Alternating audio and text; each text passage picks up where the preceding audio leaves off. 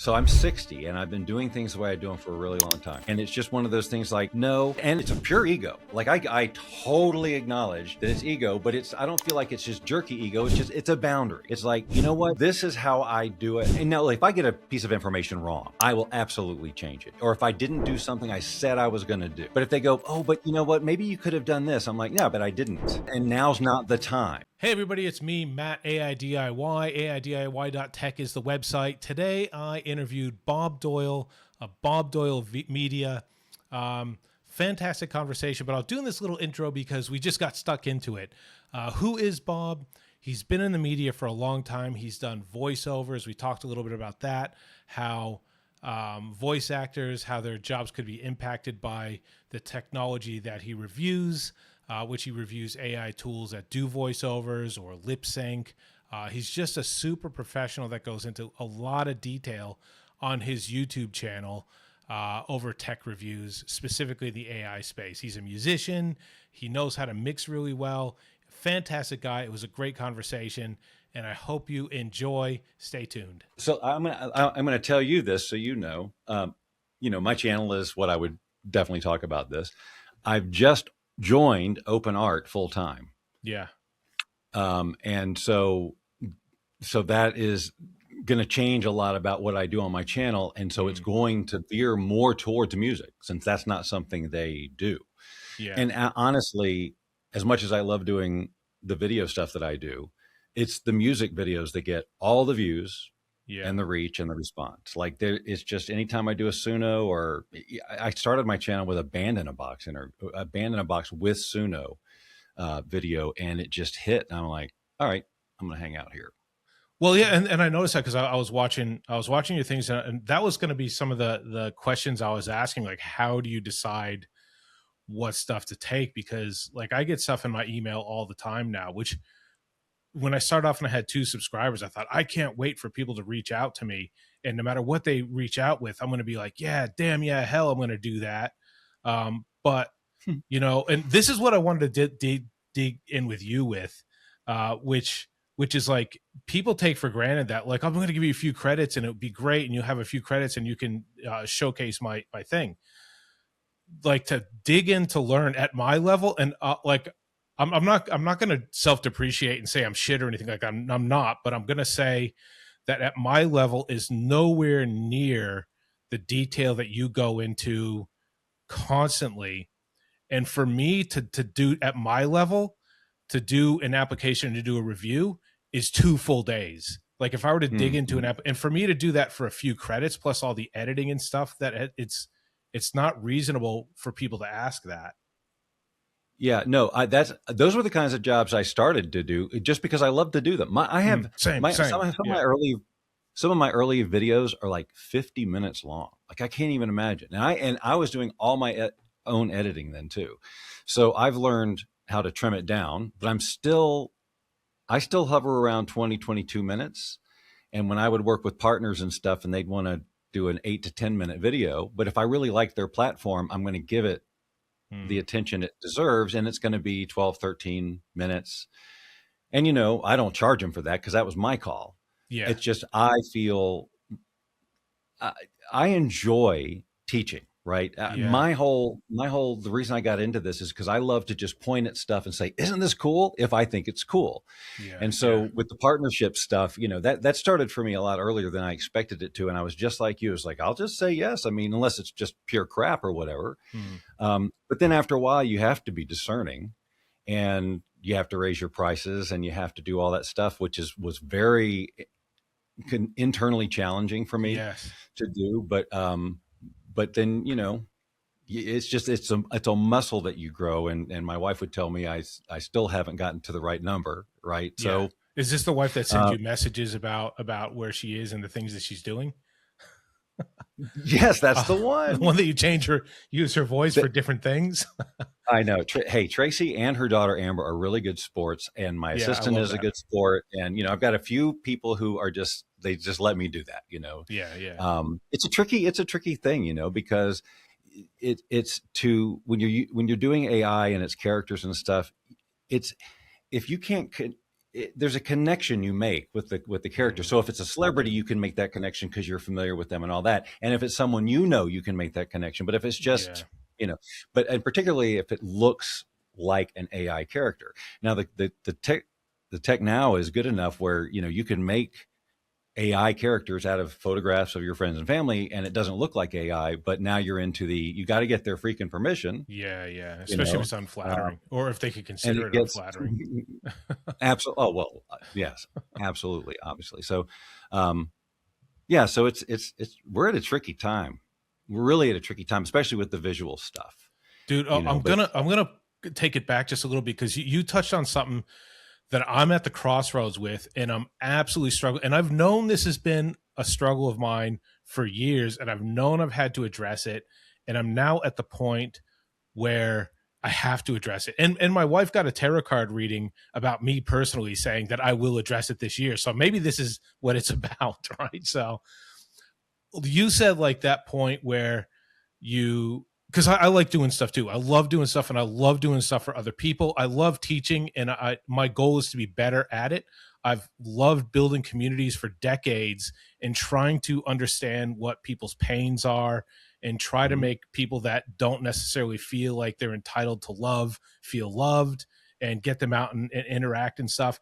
And it's hard to do the shift to turning that into commercial, because you're like, my brain is going, I'm afraid that I'm going to lose people that need help if I'm saying I'm going to start charging for a service. And you say you struggled with that sort of thing, and as a muscle memory, you're sort of okay with it now. How do you do that? Okay, so I don't know how much you know about me and my past before I was doing this. Do you know anything? I saw your blurb on your website. And I know you're into music, and I know you did The Secret.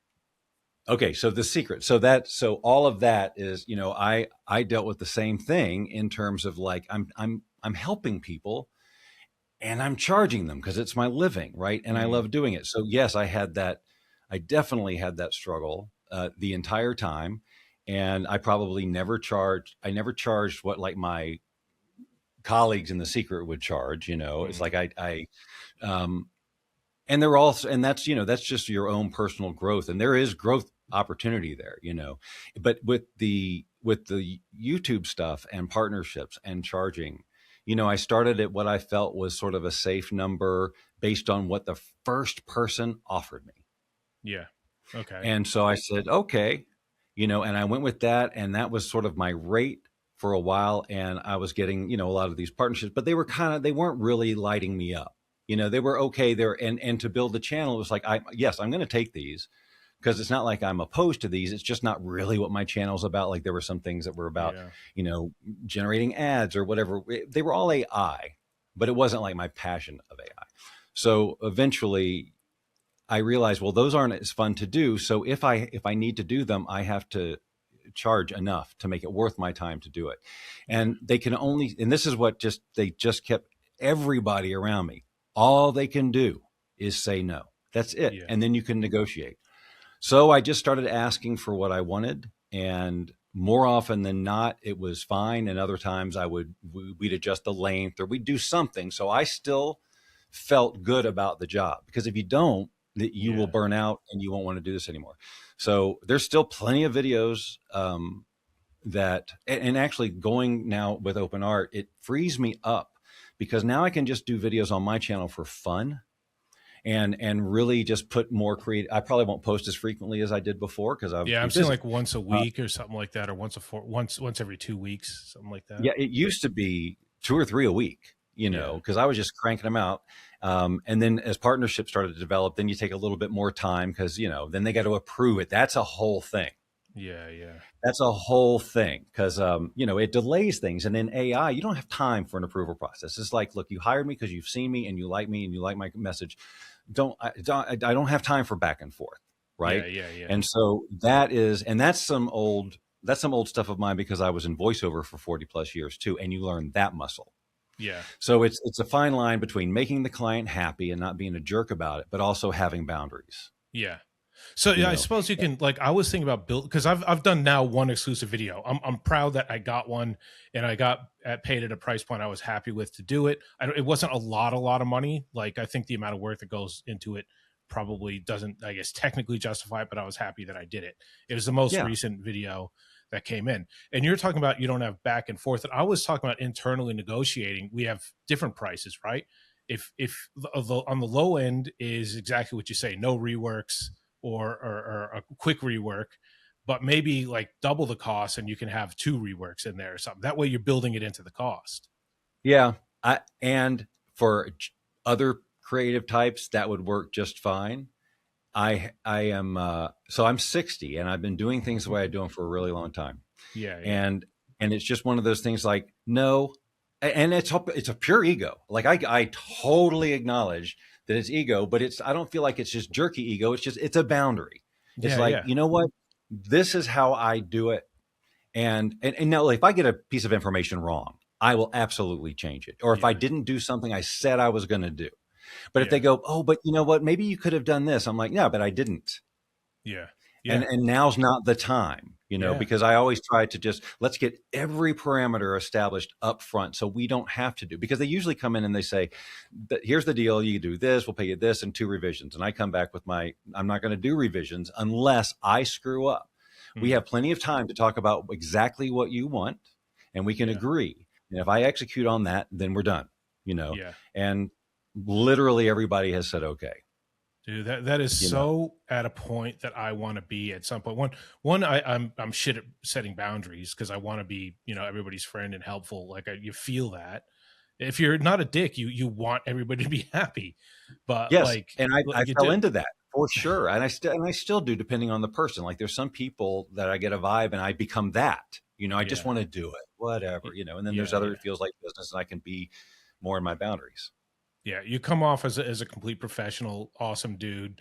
I have no problem subbing and liking your stuff. So, and I appreciate that advice. But I want to talk about like the amount of time that you put into stuff. Like, when I like when I watch your stuff, I have like massive serious inferiority complexes, right? Not for real. Like, I know the level I'm at and I know what I aspire to be. So I don't really judge myself about other people. But I look at this stuff going, far out, man. Like, you don't just quickly glaze over any content. And I don't know if a lot of the stuff you're doing is exclusive content, so you're going really digging in.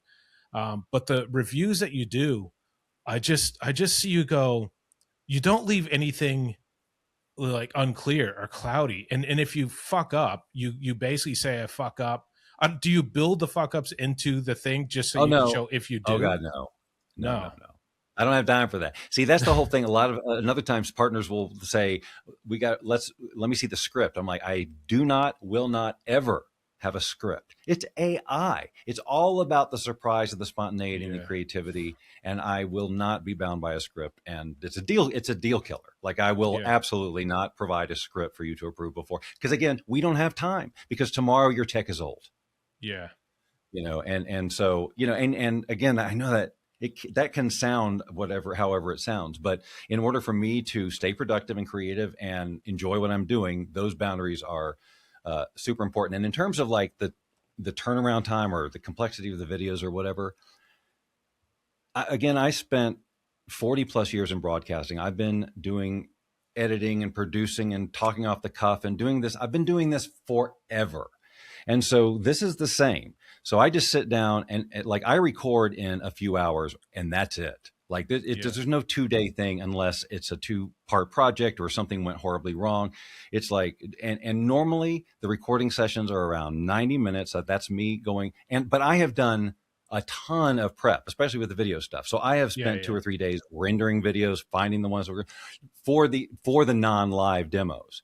And those I call my show and tells, because then I've already done the work, because no one wants to watch a video render. So it's helpful to them to say, here's the prompt, and here's what I learned, and here's the result. So you don't always have to do it. But yeah, so I'll record the whole thing, and then I'll do a pre-edit, get the pacing right, take out all the fluff, the words. So it's exactly the length and exactly the content. Then I send it to my editor and she puts me where I'm supposed to be and does a circle, all the stuff that I really don't want to do that. But I enjoy that middle part, because then I decide the pacing and the timing, and what take is the best. That's going to be me. One day I may give that up, but I really can't imagine such a thing. Yeah. Well, that's the fun part too. Like I've been in a lot of business mentoring stuff over the years, and like usually it's not, it doesn't end up being what you originally intended to do. But one of the things I learned, and I'm really putting into practice now, is what you're saying right there. Like you are doing the stuff that you enjoy doing, and getting other people to do the stuff that you're not enjoying doing, I guess you don't necessarily want to spend your time on, gives you time to do the stuff at a better quality, as I believe what you're saying, because that's the approach that I've taken. Yes. And I've gotten some people in my community that goes, that it's like a pride thing for them to go, or to put it in my face, like, I just do everything myself. And it's like, but the point of me doing is I want to grow, and I can't personally grow spinning my wheels doing stuff that just dragging my time and stuff I don't intend to do long term anyway. The people who say that, and we've all done it, all the entrepreneurs, we all start as solo. We of course, because we have no resources, so we have to be everything, do everything. And so in those early stages, we go, and we can, and I will, but you can't scale, and you will burn out. It happens. I've seen it every single freaking time. It just, you just burn out. So learning how to delegate, and, help is inexpensive now with virtual assistants and stuff like that. So getting my editor is very inexpensive compared to, like, if I was hiring somebody in the United States, and she gets my humor, she gets my timing, and so we just got lucky there. But yeah, you have to delegate where you can, especially something like this, where you're trying to keep up with the latest of everything. And it can be like, you can do a video and then it's already too late. It is. It's already too late. But I'll still post it anyway because I did it. Yeah. Well, the thing is, a lot of the principles behind stuff, even though the tech might, the interface might change a little bit, or Nano Banana might update or something like that, the process of doing it, the workflow doesn't change all that much. My workflow might change. Like, obviously, my workflow might actually change a little bit based on some of your recent videos, and I'll ask you about that. But yeah, the workflow doesn't necessarily change, even if the tech does slightly. Yeah, it's more like, hey, there's a new model to throw in your workflow, and it will do this for you. So now you don't have to use this and this tool. It all happens together here. And that's what I really love about, what I do, and what I'll be doing mostly over at OpenArt is, again, because now I'm in the toolbox, right? And I'll know when it's coming, and I'll have time to do videos before the models are released. And like, that brings me a lot of excitement and joy to be able to be among the first to come out and say, hey, look, isn't this cool? And dude, I love it. I love it. Excited about that. Yeah. No, sorry, keep going on. I was just agreeing with you. I freaking love that. I never thought I'd find a space where I could consistently do videos and content until I found this AI music space and AI tools and rendering and talking to other people about it. Actually, just talking to you right now is making me happy. Good. One of the things that is another thing that is good about this is that it is putting me into a whole new community. I've been in that personal development community 20 plus years. I'm really done with it. And so this community of all these creative people, right? But I'm also realizing, I'm learning, and it's not surprising, that a lot of these people are like me, and that they are sort of creative introverts and not really used to being part of a creative team. And what they love about AI is that they can do it all themselves. And that's definitely me. And so, but I also, just as we talked about, if I want to do other creative projects, like, like a film or something, I don't necessarily want to do all that myself if I can get help. But right now I'm still in the exploring factor. I think that doing large scale productions in AI is something that I want to do, whether it's a television show or a film or something. But right now, combined with my short attention span and the speed at which technology is going, I'm happy to jump around from tool to tool and put them all together and figure out how to Frankenstein things to create, whatever I can think of, and then show people, here's how to do it. Let's do a movie trailer using these tools or whatever. So that's where I'm currently finding the joy, and getting into a long, like a project that's going to take even a month would be really hard for me now. Really hard, because I'm just so used to this. My brain is completely wired for jumping around and just playing with a bunch of stuff. Yeah. No, that's awesome the way you do that too. Like I'm in awe when you do that. let me do what I normally do at the start of a podcast. I'm hoping this isn't going to break the flow of our conversation, because I love this conversation we're having. But I want people to know, and I want to know, like you mentioned, like you've been around in media for a while, and you've done this. Like, give me a quick rundown of who you are and how you got to this point. Okay. Where you're especially you're this confident in running through and be basically telling people, no, I'm going to do this, and if you don't want to do it, I'll find the next guy. You know, yeah. It's the experience, right? I will try and make this as concise as possible. But, my dad was in broadcasting, and from the beginning, I knew that's what I wanted to do, like be a voiceover person, do character voices. I was always very silly, always getting in trouble at school so I was just, it was this kind of broadcasting or being a personality or something. It was just in the cards somewhere, but I didn't have any confidence for acting or anything like that. So, I just kind of kept it to myself and got on the radio. And then I got disillusioned with radio because I couldn't do what I wanted enough. Like I couldn't be creative. I couldn't do all the things I wanted because I was in a major market radio. I was too low on the totem pole and I didn't have any patience. So I jumped out of that and got into computers. This was in the very early 90s, like 91, 92. They were just putting sound cards in computers at that time. And I was all over it. I befriended this guy who owned a computer store because I went in there to shop around for something that there was no way I had the money to buy. I just wanted to play with it. And he just liked the way I communicated, and he hired me on the spot to be their multimedia director because he knew I was in broadcasting, stuff like this. So I spent a couple of years learning about multimedia in general and bringing my broadcast experience and audio production experience into the computer world. That all evolved, blah, blah, blah. I jumped from all kinds of things because I got disillusioned with that. I got into network marketing and then had that whole thing. Then I got my last quote unquote job in a corporate space, hired as a web guy. The job evolved into like HR. I was out and I had no safety net, no savings, but I just quit. And that's when I started this search for what is wrong with me? What is my life about? Why can't I find the thing? I feel like I'm creative. I've got a degree. Why? I just, all I want to do is like what I do. What's so freaking hard, right? So it was a lot of soul searching, which led me to what ultimately became my career in personal development. I really don't want to get too deep into all the secret stuff, but I learned some things about like, living my life by design and where my head should be and all of these things and following passions. And I fell into this career where I put together a little because I always like to teach what I learn. And I did fitness for a while online. And then I started learning about this law of attraction thing, put together a little course. It grew and grew. The Secret, this movie came along. They hired me. That happened. My whole world exploded because now millions of people have seen me and they think, whatever they think about the people in that movie that were wizards or something. Yeah, so now the movie was very lights and shiny. Yeah. Yeah, it was. And of course, there's no way it could tell the whole story. And so my career went from excitedly teaching those principles like I do now with AI to busting all the freaking myths that the movie created.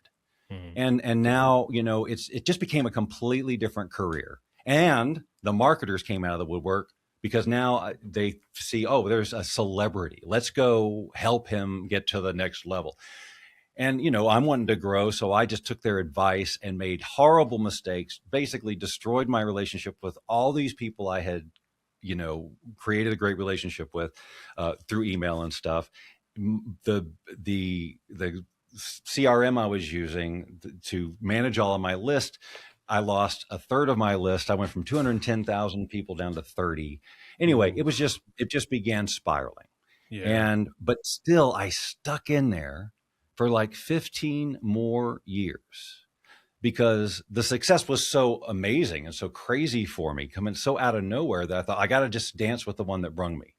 And so this began this journey of me not following my own advice that I'm teaching on stage everywhere and just follow your freaking passion. Will you please do what you love? And everybody I would seek for coaching would tell me the same thing. Why are you doing this? If you don't like, no. I don't know what else to do. I don't know what else to do. And so, and I didn't. I went back into voiceover for a while and that was fine, but it wasn't paying enough of the bills. And then AI happened.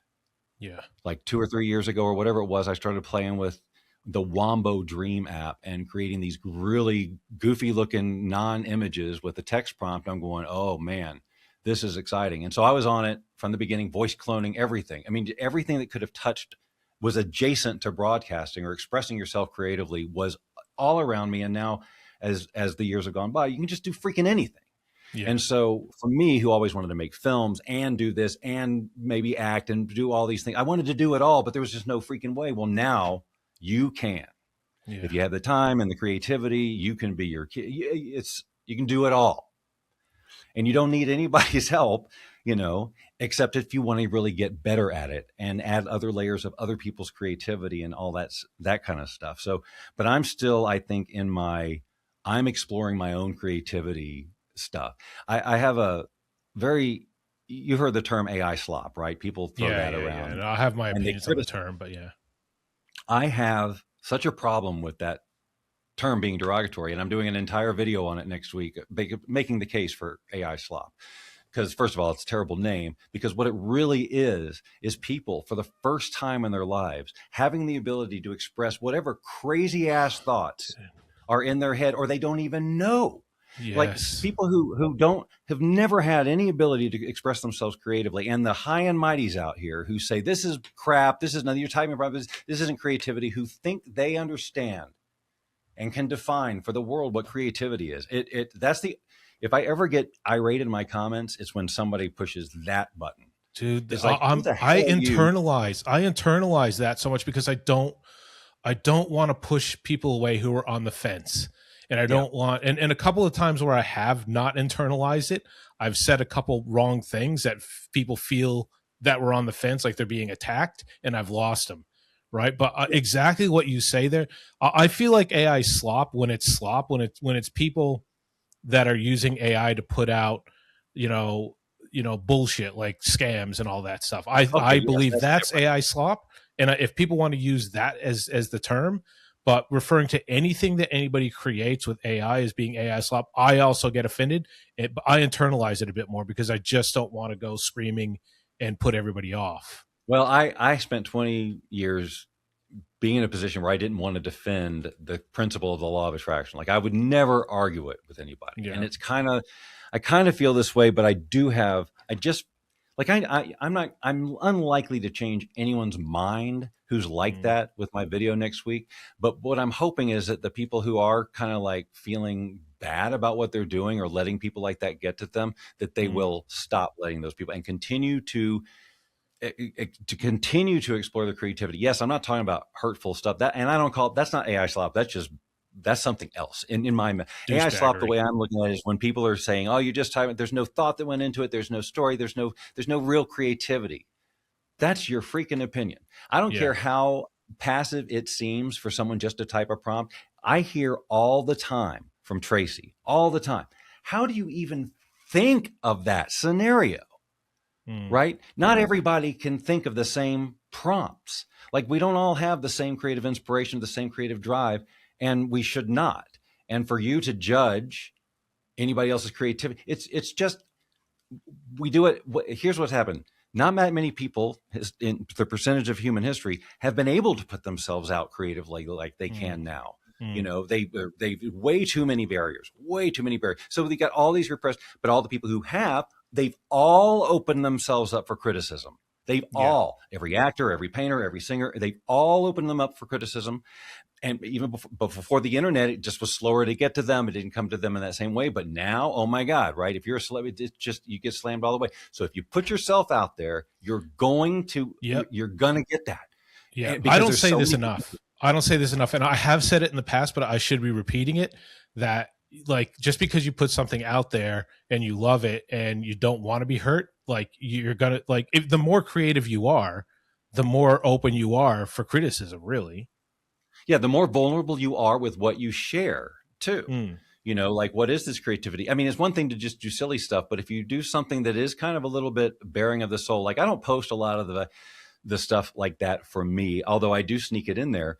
But for me, it's freaking therapy. Yeah. Like the videos that I couldn't possibly post on YouTube, because that's where I'll explore like horror and genres like gore that I don't even watch those movies. I cannot watch horror movies, but I can produce it. And I love trying to trick the models into doing something that normally would get a slap, right? So I'm not even talking about local uncensored models. I'm talking about like getting on whatever platform and knowing what to do to create a horror movie. And so I want to do a whole, a training series, but we can't do it on YouTube. We have to do it somewhere else. But to show people, hey, you can do this. You can make people want to, so it's all like, I just want people to know that they can tell their story. And no matter whatever restrictions they think they have right now, it's just it's a learning curve to end them. And the other thing I have an issue with that I just am popping in to say, because it's right there for me, is the people who bitch about pricing. We're by it. The technology is miraculous. It would cost hundreds of thousands of dollars for people to be able to do what we're doing on our phones for pennies, and people are bitching about it.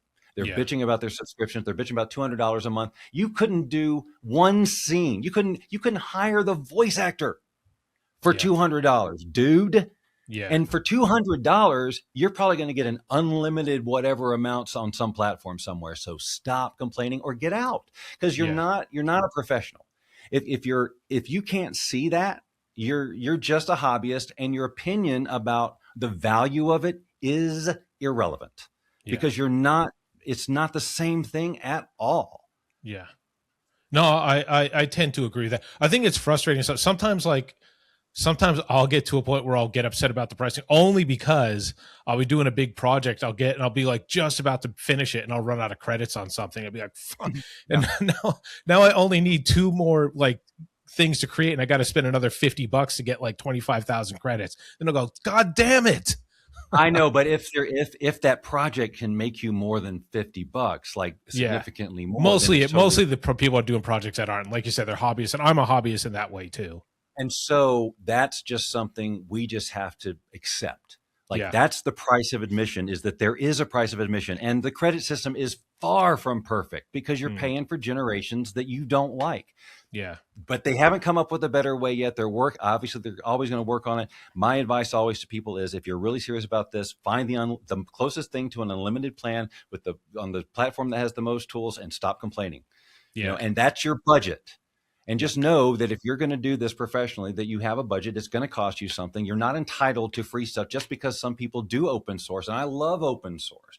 But you know what? People, by and large, on YouTube, it's a very small audience for that. I've found when I do comfy UI stuff, stuff I really love, hardly anybody, So it's like, all right, I'll just keep that to myself. I'll use it for my own projects. And, if I feel the need to share it, I will. But other than that, I'll do tools that are more accessible for people. I mean, most of the open source stuff that I've been using, at least for music gen, has not been all that great. Like, no, they got a ways to go. Yeah.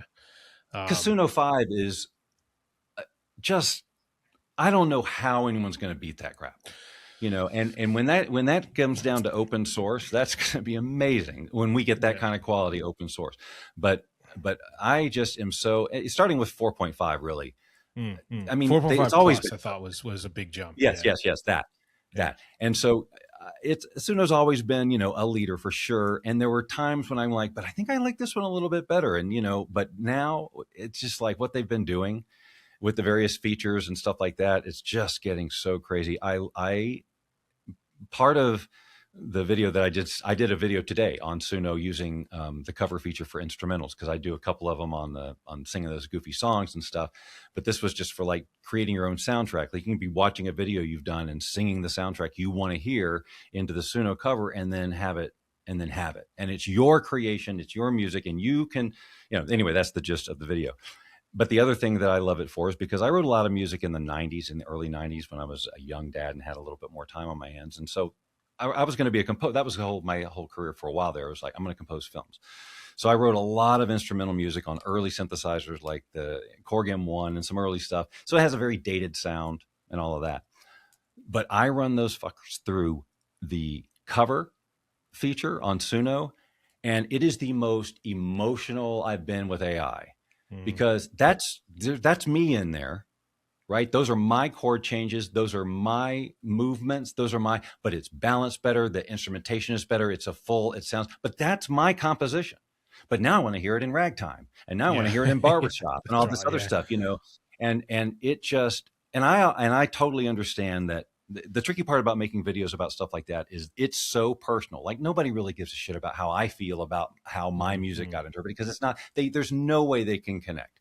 But my invitation is to not entirely true. Like I was watching you do that in one of your I don't remember what the name of it was, but it was you started off singing a song about yourself and how you were shit, and then the song was not that shit, and then you basically set it to jazz and something else.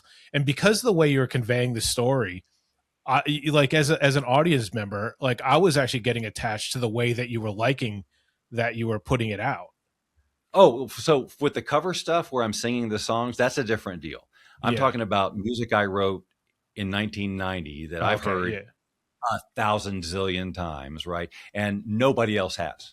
Right? Nobody else has. They don't know the story behind it. They don't know why I chose to take on that theme, who I was trying to, that was my Elfman period, right? So, but when I hear it zhuzhed up like that, whoo-wee, man. And so my point to the musicians is, if you have old stuff like that, if you have some half-baked demos, if you've got whatever, and you want to breathe some life and get re-inspired and maybe get back into the studio and finish that damn thing, run this through and see and hear and feel the freaking potential that is in that little piece that you played with however many years ago or last week or whatever.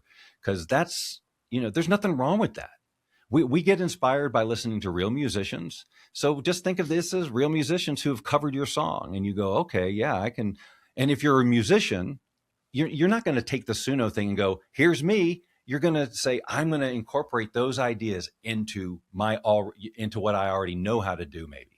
That's the philosophy of this video. It's not to take your music and make a better version and release it all AI. It's to help AI. It's to use AI to reimagine or flesh out, or what's the next piece? Like, I'm stuck here. That's what these tools should be for. Well, this is a good point, because this is how I interpreted what Mikey Schulman, the CEO of Suno, was saying. And he's so infamous for this, going, we have Suno. One of the reasons we have Suno is because people don't generally like the grinding out of the music creation process. And I've had several musicians tell me they burn out and abandon a lot of things, and then Suno comes along and helps them reignite the process of it going along. So the way he said it was absolute ass, because if you're just basically just casually listening to what he said, you're going, what a dickhead. I'm a musician. F you. I like making my music. But in the context of what you're saying there is like, you've abandoned a bunch of projects you didn't really want to abandon, but the grinding out of that at the moment just made it do. Like, you can use that, but then it reignited it. It's like, I want to do something here, and I've heard this part so many times that it's all I can hear. And so now, you if you load up a half done thing, Suno will finish it out for you in a number of ways. And you can choose to either, like, yes, that's the idea, or there's a chord, right? Something like that, just to get you unstuck. It's not to take that recording and go, I did it. You know? I love that is there for someone like me who, and I would love to talk about how it's created people to be creative that have never been creative before. I've said this several times, and this is why I like having my community. Because, and this is going back a little bit, God, it's so many ways. I love to look. Can we talk for like 5 hours, man? Like, you're saying so many things that I say, like it's good to be validated that way. Cause I've said the same thing. Like there's these two books, and I can't remember which one. The one was like The War for Art, and the other one was the Icarus Deception. One of those two books talks about how, like, we used to have to be basically plead our case to like an industry person or someone. They could say F off. But because YouTube's out there now, it basically said, like, you don't have to do that. If you have something to say, you can say it. But people still weren't able to be like, oh, like, I don't know how to do that. I don't have the tools and all that. And now someone like me, that I have my thing, Praise Be vinyl that I'll put out a song once in a while because I have something to say, and I'll do it. And I have YouTube, and I have all these tools. I don't have to rent a studio. I don't have to go to I don't have to go to a radio station. I don't have to go to MSNBC. I don't have to go to Fox or anything like that. I can do it. And F you. And if I want to do it, and if people like it, then I'll grow, And so many people have the option now of not going. I've woken up in the morning, I have my breakfast, go to work. When I come home, have dinner, watch TV, and go to bed. There's so much more inside every single person.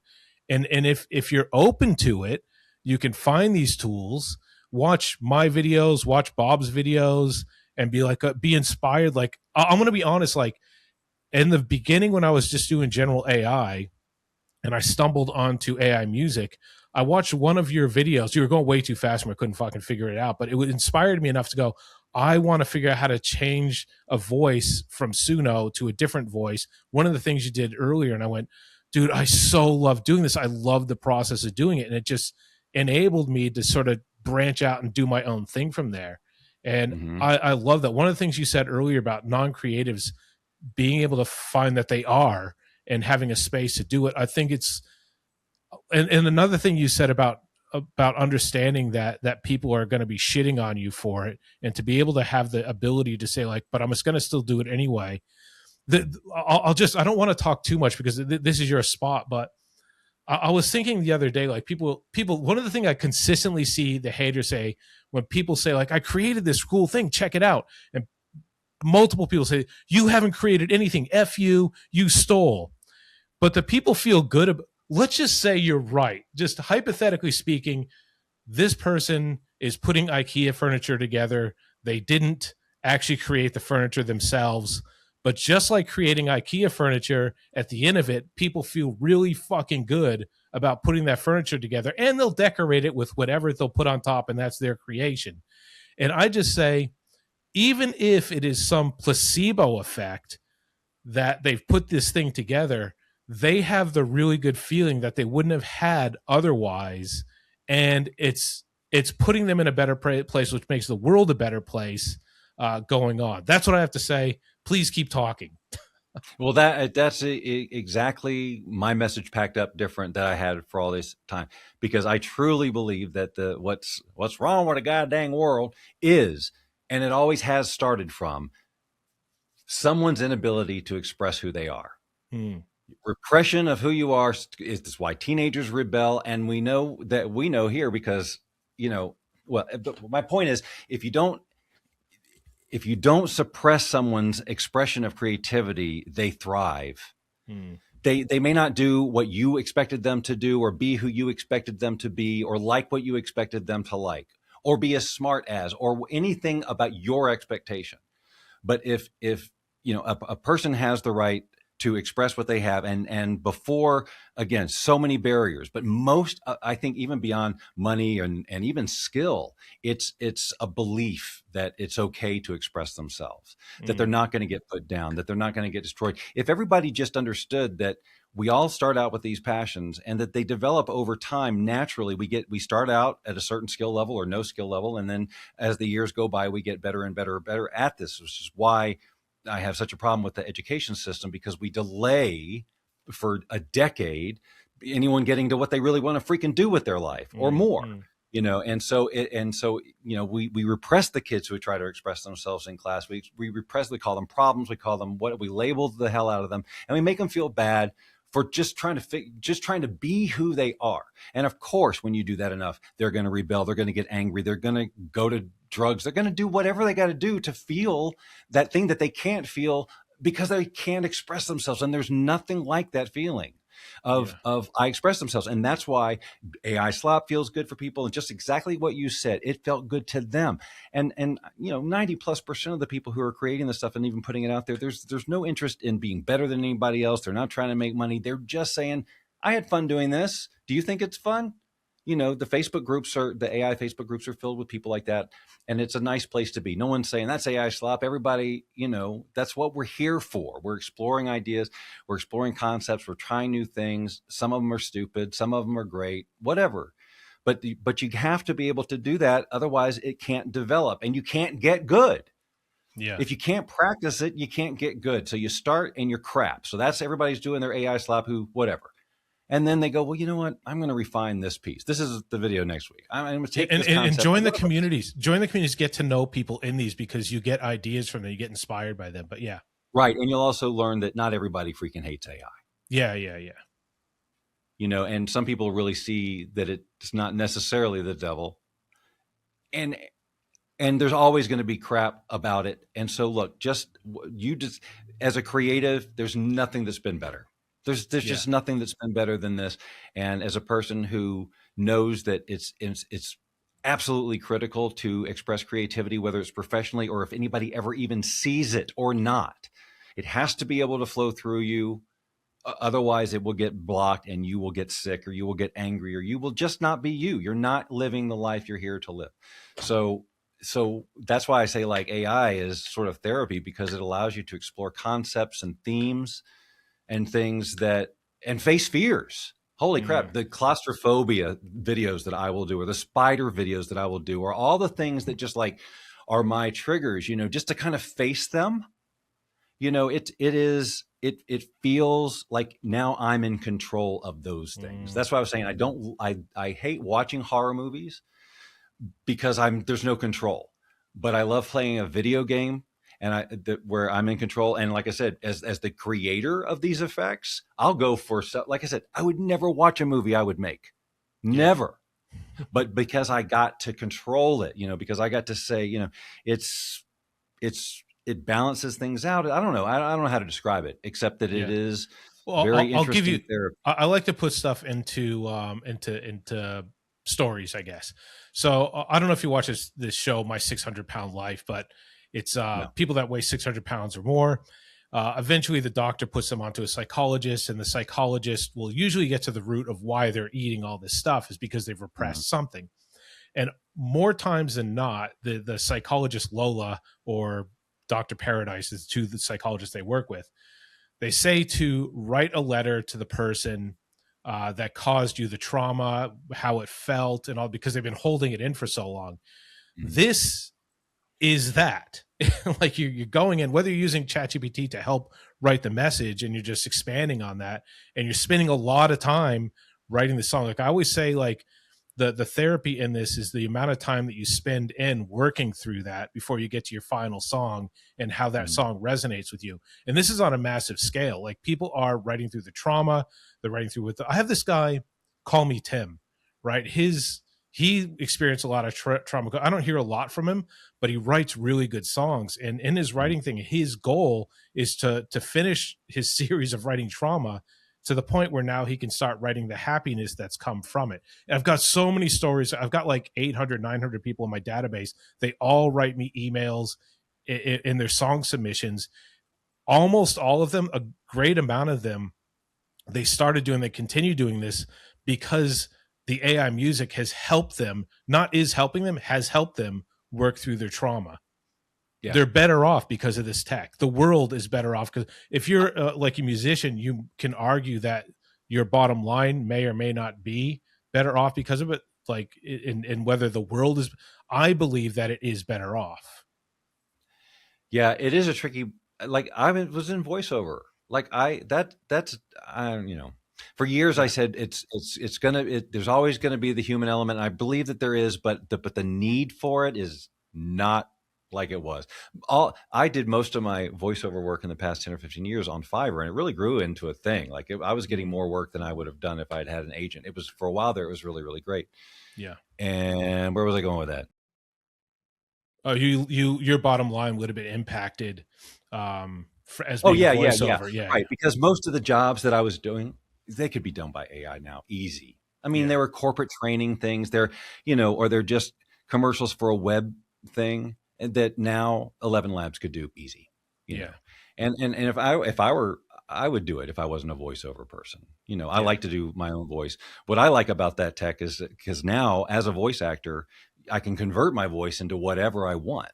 So now I can be all the actors and put my sensibilities in terms of acting or timing or whatever into it. And I'm not relying on 11 Labs version of timing or whatever. Like that's another, I just like that control. Again, that's what I love about the video models now, where you're the actor and you're driving the motion and the lip sync with your own body movement.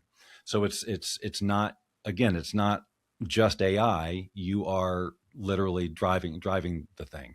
Yeah, so that's highly creative. And you're a director and you're a producer and you're a cinematographer. And I know all the ones who said that they're that, or they've been the training. You're not that. It takes years of training. Okay, it did. But you know what? No, it doesn't. Sorry. You got to have fun learning it. Just like all the tech that goes, it just is like somebody spends decades getting good at it and then it's gone. And that's just the way of things. But at least you got to be part of it. You got to be part of history. You got to make your, do whatever, but don't begrudge that it's easier now. It just is. Everything gets easier. Technology makes things easier. The end. It does. And I'll give a million examples of that I have given examples of, but we all know there's examples, there's examples that directly relate to the music industry as well. But so does that pay your bills now? Like you were a voice actor and that was paying your bills. Now you use AI for voice acting, and in a way is that paying your bills now? Well, what's paying my bills is, just everything related to my YouTube channel. Of course, now my job, which is AI. But I don't do voiceover for anybody anymore, except for me. But you do videos about voiceovers using AI, though, like 11 Labs and one of that other one that you were doing that was really cool. Fish is one of my favorites. Yeah, Fish that was the audio one. Yeah. Really, really fun. So you just found a way. You just pivoted. You're still doing voiceovers in a way, either through your DAWs or whatever. Exactly. It's through characterization, which is what I wanted to do anyway. Doing commercials was not why I wanted to do voiceover. I wanted to be characters, voice a cartoon or whatever. But that professionally, what a freaking nightmare career path that is, the competition. And so I've always been like, look, if I'm good enough, I'm going to prove, I'm going to do it my side sound like that. But just like you said, YouTube and all this stuff levels the playing field for the people who are creative enough and are willing to gather the resources to put out quality content. It doesn't mean that just because you want to, you can. You got to get good at certain things. You might enlist help to get a YouTube channel, but you can produce and put yourself out there. We've got numerous stories of this happening now, and I believe that it is the way of things. And I like that, that we can all then we are driven to get better. If this is what we like, we have to get better to compete or whatever. So just because AI makes things, it's leveled a playing field now, but now the bar is going to raise. People are going to do it. There's going to be people who are better at it than everybody else, just like instruments and everything else. So we can all pick up a guitar, but we all can't play like Tommy Emmanuel or whatever. And even though it's a big leap because we can type things, it's just the same. How do you craft things? How do you write? What's the story you're telling? Do you know how to write dialogue? Are you going to do anything compelling with this? And I'm not saying you have to. I'm fine with people just doing nothing but just producing AI slop for the rest of their life. It makes them happy.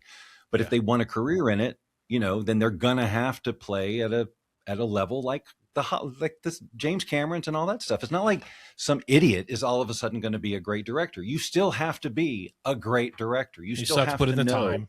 Got to put in the time. And how to tell the story and the whole thing. So. People are overreacting like they always do, and it'll all level out, and then something new will come along to piss people off. Yeah, it's just too bad you can't somehow naturally know which person is just an agitator and just being a douchebag for the sake of it, and which person that's commenting that has a really just doesn't like it. Maybe you could work with them and make them understand, but you can't. So you just have to go, whatever. I feel like I can get a vibe on that, people. Maybe it's just because of dealing with 20 years of coaching people, but like when I read a comment, to me, it's obvious that this is a guy or a girl who just has this position and has no interest in being talked to or change their mind. And they just want to drop the bomb and then that's it. But then there are other people who leave more thoughtful responses. Like, I think this is crap, but here's why. Right now I can address and have a conversation. But the people who just drop those little super bombs, like whatever, it's just ridiculous.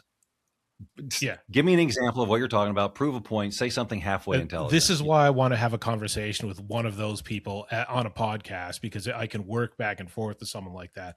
I had someone booked in that basically piked out like 3 times, but I didn't get a good vibe off him anyway. Were they someone who was kind of opposed to what you were doing? Opposed, and they actually did a reaction video to one of my videos, and it was a reaction to the comments, and he was just going, "What you're putting out is slop," and he'd go like that, and my thing is like, okay, give him a chance to, and like when I'm doing that, it pissed me off just now because I'm going, that's just someone that's just trying to agitate. But Well, if they cancel 3 times, I mean, Yeah. that's all you need to know. They Yeah. don't Yeah. really like all they dead to have. me on my spreadsheet, basically. So All they have is that comment. yeah. That's all they got. They can't Yeah. Yeah. support it with anything with intelligence. And I'm Yeah. sure they know this. Most of the people who drop comments like that would never say it to your face. No, I was happy to have a chat with him, but I Right. don't want to go on to it because I to be honest, I could just keep talking, and I'm happy to. I don't know how much more time you have. I know we sort of delayed by an hour, but Well, I let am me. getting a little bit of a pull. Are you I am getting a getting a tug? little, Okay, I'll try to little wrap bit it of, up as best. There's a few questions that I have, but let me just ask something because I want to bring it back to because you have done voice acting and all that stuff too, and I sometimes think I want a studio to go to instead of just at my house to have a couple people working there because it would be nice to go have a place to go to, a coffee and all that stuff. Do you miss it in some way going out of your own little studio, having a place to go, meeting people and all that stuff, like and doing stuff in an analog sort of way? my family would be laughing on the floor with that question because they know I don't go anywhere. Really? I'm so hard to get out of the house. But this is something that I am committed to changing. And honestly, taking the position with Open Art is going to force that hand a bit. There's going to be events, there's going to be places. So I'm going to get out and I'm going to enjoy it. I was just talking with somebody yesterday about all this because really I'm a very introverted person. I do not like to go outside. I have a very short social battery unless I'm having a conversation that lights me up. Like this is very energizing for me. But a lot of times people come over here and they want to talk about The Secret or something. I'm like, okay, I'm done. Or they want to talk about AI in a way that I don't want to, or I'm tired, whatever it is, Yeah. Yeah. I don't remember where I was going with that either. Yeah, because the interview is going too long. Because that's right.